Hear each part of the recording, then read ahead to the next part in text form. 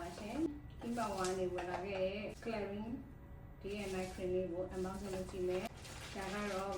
ဒီဒီမှာဝါနေပြီး9500နဲ့ထပ်ဝယ်တဲ့သူပေးရလက်ဆောင်နဲ့ဒီတစ်ခုကိုအမောင်းဆုံးလုပ်ပါပါလက်ဆောင်လေးကိုအရင်ဆုံးဖောက်ပါမယ်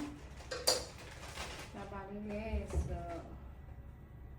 သူကဒီနေ့တစ်စီးလေးပါတယ် cream ပါတယ်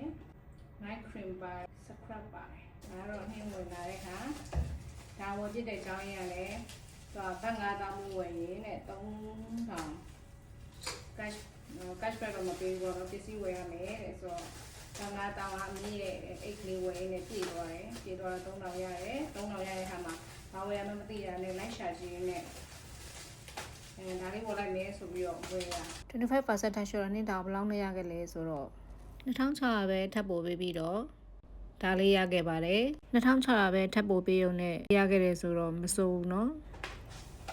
ရှင်းဒါလေးပါရှင်းဟုတ်